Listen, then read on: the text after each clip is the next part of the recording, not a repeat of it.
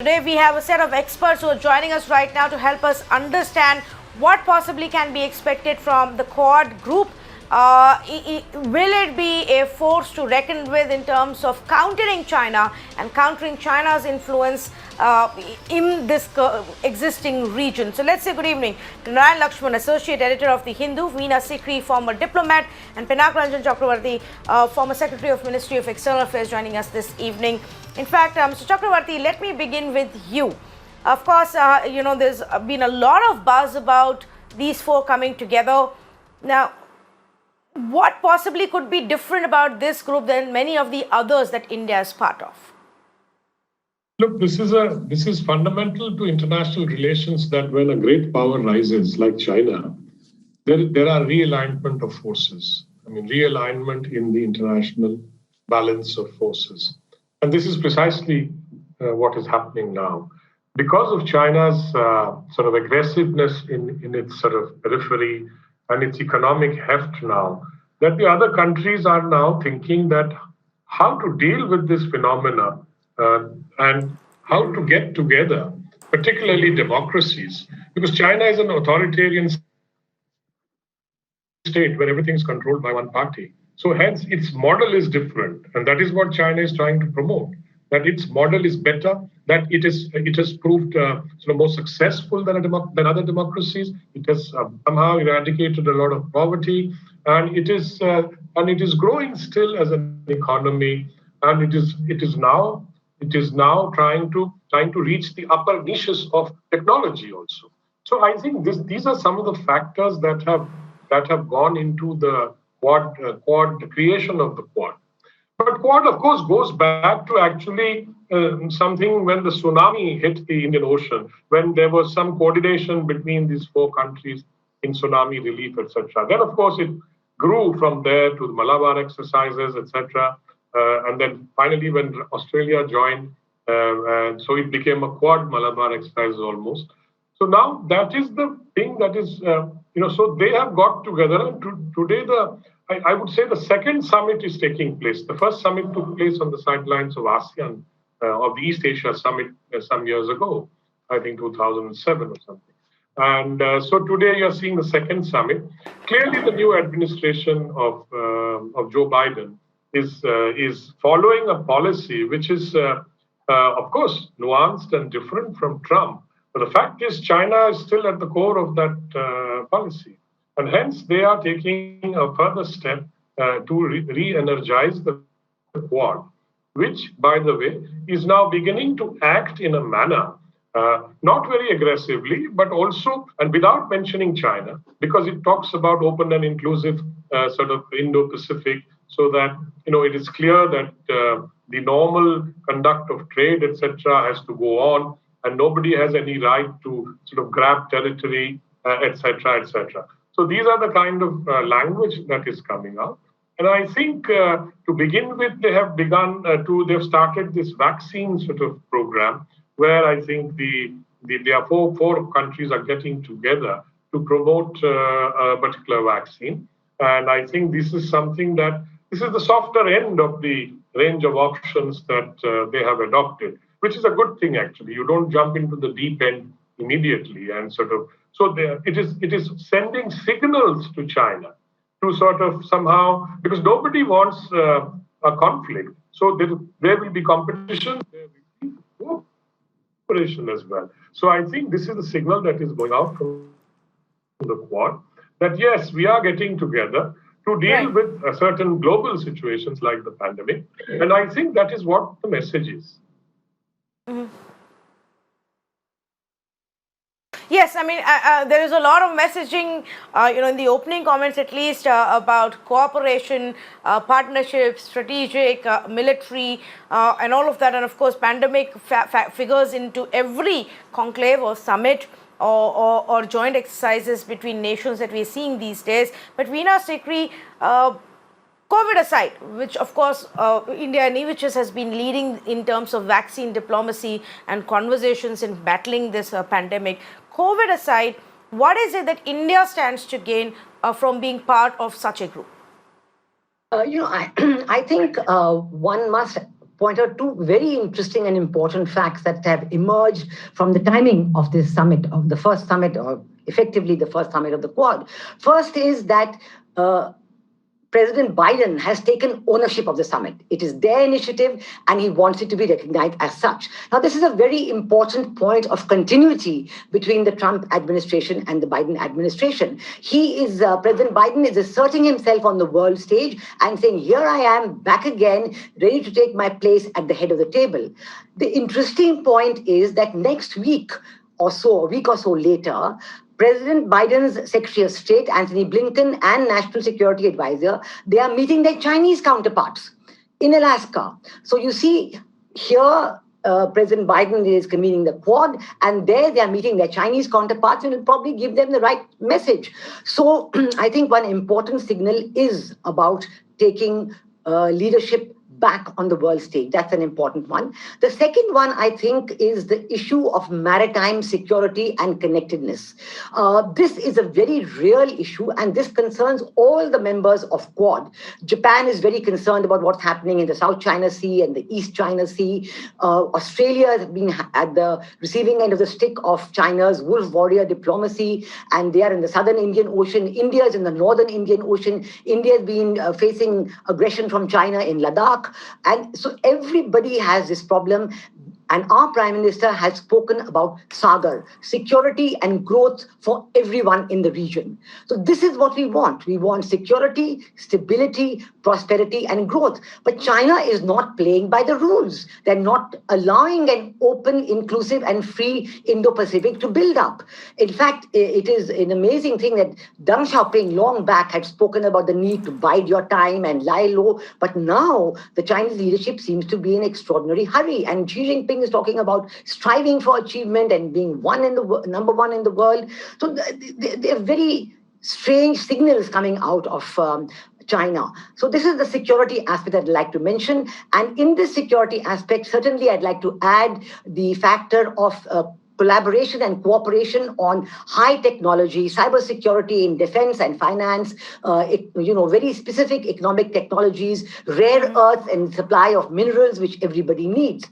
The third most important aspect I would like to mention, this is for India specifically, is on the aspect of India emerging as a manufacturing hub. I think this is a very, very important message, and this is why in bringing Quad together at this time, one signal is that yes, India is ready to emerge as a manufacturing hub.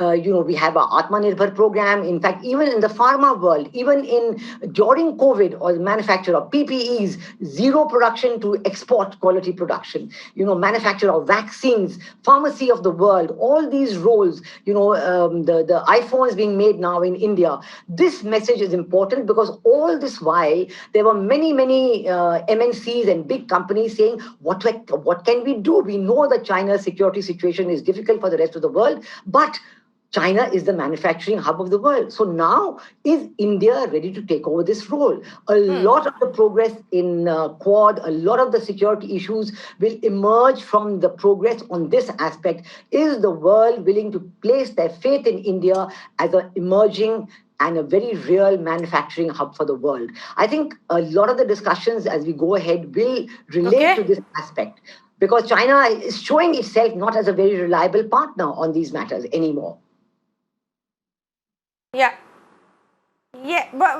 Yes, and I think that's something that many nations across the world will actually agree on, that as when it comes to China, it cannot be taken as a reliable partner. But we do have large relations, trade relations at least, with China. Our leaders have met multiple times. Prime Minister Modi has also worked with quite a bit of focus in building those ties with Xi Jinping. So, Narayan, in all of the other groups where India and China are part of, and now, with this new, what is essentially also called the Asian NATO group, is that going to impact India's presence or importance in some of the other, trade groups that we have where China is present?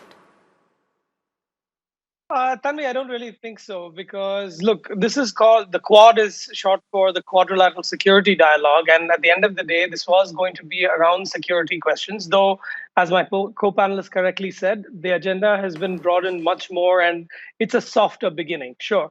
But at the same time, to your question, I think India continues to be a critical player on the global stage across a variety of regional and global organizations, from the Paris Climate Change Agreement to the WTO to so many other bodies that work across nations.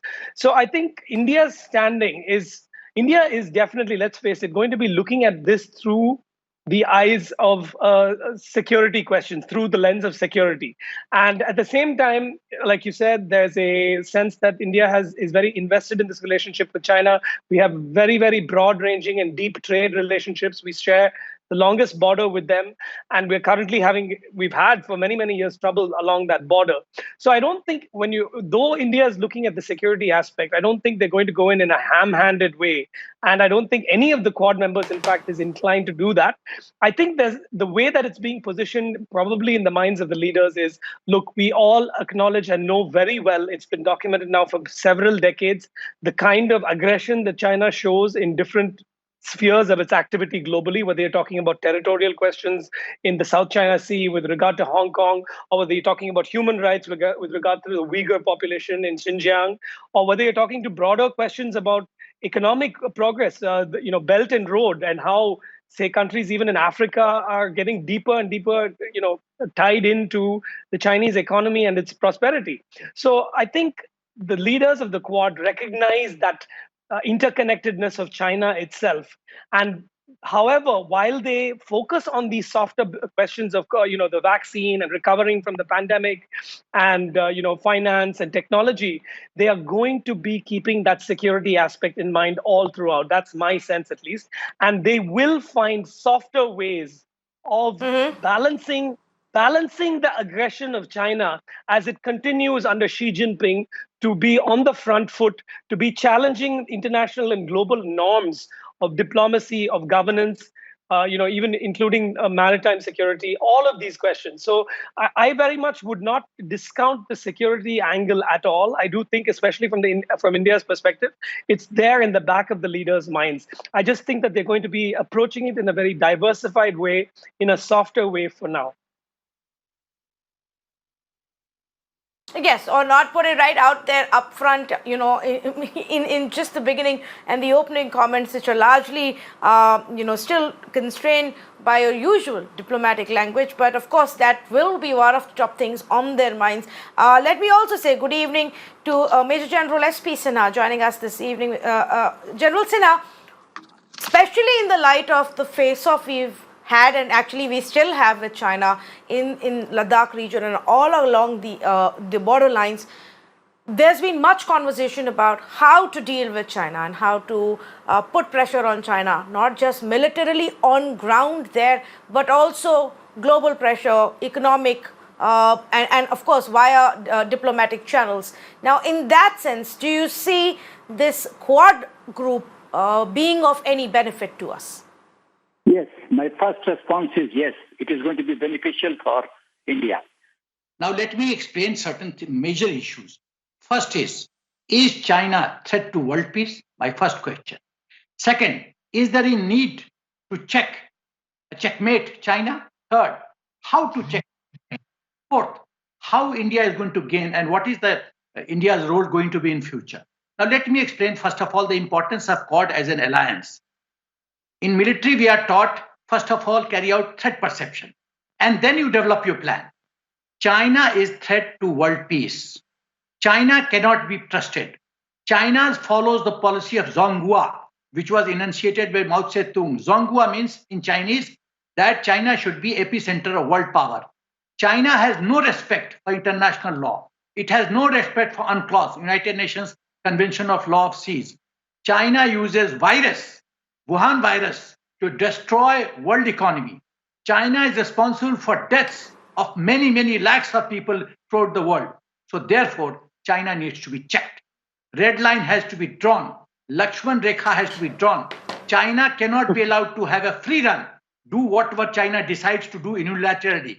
So in that context, alliance is the answer. You take it First World War or take Second World War. Whoever had many number of countries on their side, they won the battle. So also, when we are fighting a battle against China, there is need to have alliance. US or any other country single-handedly, it won't be so easy to defeat China. So alliance is a must. Now this Quad is a military alliance. The aim was to stop China in Indo-Pacific. But I personally feel that there is a need to enhance scope of this cooperation. There is need to think beyond Indo-Pacific. There is a need to have a holistic approach, not a piecemeal approach. And my military teaching says that when you want to defeat the enemy, open many fronts for the enemy, open multiple fronts, and let the attention of the enemy country be divided. So the fronts that can be opened against China is military front, economic front, high technology front, cyber warfare front, security front, maritime security front, Indo-Pacific front. But it is my appreciation that the biggest hit that we can put on China is hit China economically. You destroy China economically, China will fall like a rotten egg, rotten apple. And therefore, all this alliance, Quad alliance, and many other countries should join together to teach a lesson to China. Not only that, I'll go a step further. People, the countries of the world in United Nations should raise a question that China, a country which is responsible for lakhs of deaths throughout the world, destruction of economy, how can it be permanent member of United Nations Security Council? China needs to be removed. There should be a referendum. There should be a voting of all the countries of the world. There's a need. I understand this. Major Sen, I understand, what you're saying and the sentiment behind it. But for example, while there is an intent, and it has been even presented by a government to reduce our dependence economically on China, and it's even when it comes to United States, they've made it very clear it's going to be a long drawn process. China has taken years to seep into our economies in such a smart manner, providing the smallest and the simplest of the goods, all parts of any product that we use, in such a smart entrepreneurial manner that it's going to take time for us to reduce our dependence on Chinese trade and look elsewhere. In the meantime, Madam, can I add something? In military, we are taught when you approach a problem, have short-term objective, medium-term objective, and long-term objective. I get your point. You want to hear from me what should be the short-term objective of India. Short-term objective is that destroy the image of China. The Chinese word is Mianzi. Mianzi means face saving. We have destroyed the image of President Xi when in the context to Ladakh. China has bowed down. China has retreated for the first time in the history. China has gone back from its own land. So therefore, we have destroyed the image of China. So China has to be shown a place militarily. Okay. We have to attack the image of China. That should be our immediate aim. And slowly and gradually, we remove the complete support structure fair of enough. China.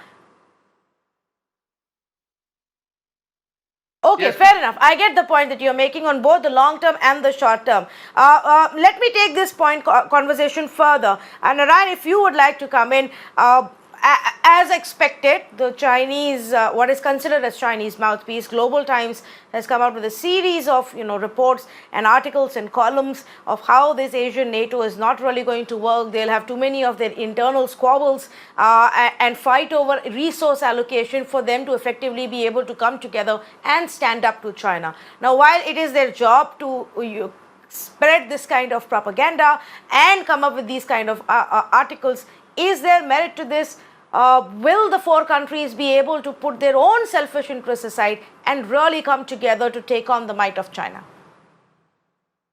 Well, Tanvi, it's interesting that you should ask, because I think as we've been tracking this closely in the Hindu and I've observed elsewhere, the China's own perception of Quad has changed over time.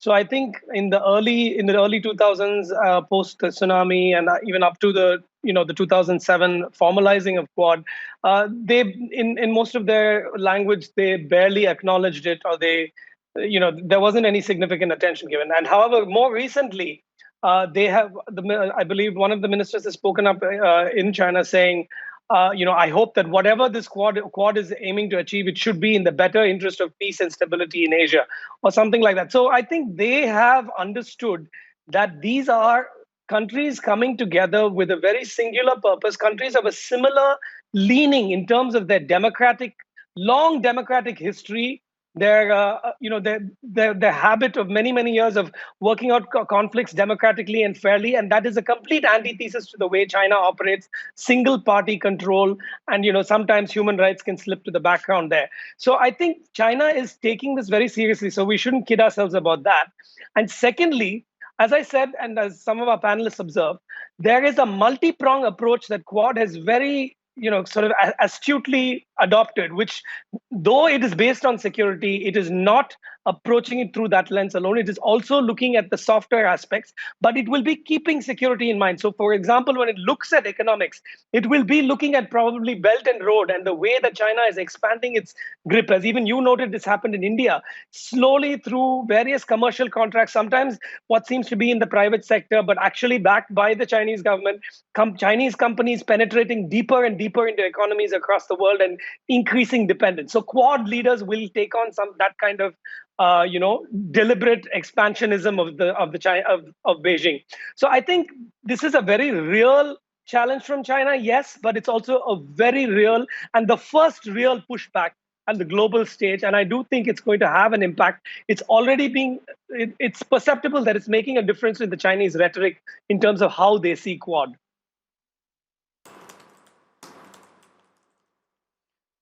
Interesting, Mr. Chakravarty. Would you want to weigh in on this aspect as well?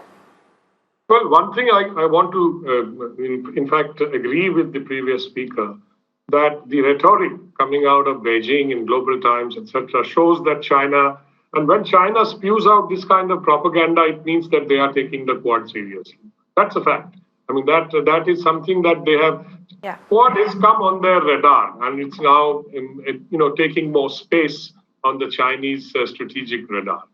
Now, let me also add that the Quad cannot jump in at the deep end with a lot of security and other issues, the hard issues, as we call it, or hard power issues. I think the soft issues are being front-loaded, as we say, like vaccine, etc. And in this, I would include the supply chains, etc., that people are going to look at, the Quad is going to look at. In other words, reduce dependence on the Chinese economy and reduce dependence on the Chinese manufacturing base. And there is only one country in Asia which can actually do that, and which has the capacity, the potential, and is growing in the sense that India. So I think manufacturing, we just heard that iPhones are being made in India. So I think the manufacturing and the supply chains that have decided that, okay, let's not depend on China fully. Nobody is going to run away from China. They can't. Everybody is so deeply globalized and connected with the Chinese economy. Look at ours. China is our largest trading partner. So I think it's not an overnight issue, but it is a process, gradual process. In other words, once that process takes off and requires momentum, it's going to affect China. I mean, China has complained to WTO against India because India banned their apps and India did other sort of restricted Chinese investments, or not restricted, but made it put it in the prior approval category, like that. Now, I think that is worrying China also, the economic factor, because there is pushback on the economic side also. So in the beginning, we are going to see all this. And I think the Quad is going to evaluate how China reacts to all of this, and whether China modifies some of its behavior. Because nobody wants China knocked out of the world. I mean, China is there to stay. It's a very major power, and it has got economic heft, and it is building a lot of military muscle as well. So I think this is a kind of a, what shall we say, a pushback. I wouldn't say containment. I would say pushback, because a pushback. Correct. To China that, look, there are some lines that, if you cross, then there will be trouble. A pushback, and that there will be trouble on multiple fronts, That's the message that one would hope to send across, to say, well, the might of such many big countries, economically, militarily strong countries, coming together to take you on, to try and contain your growing influence. Well, the summit's just started. We're going to keep a very close track and see what really comes out of the first proper full-fledged Quad summit taking place between India, United States, Japan and Australia. Big thank you to all of our experts for joining us and really breaking it down for us and helping us understand what can be expected from this. Thank you for joining our viewers as well.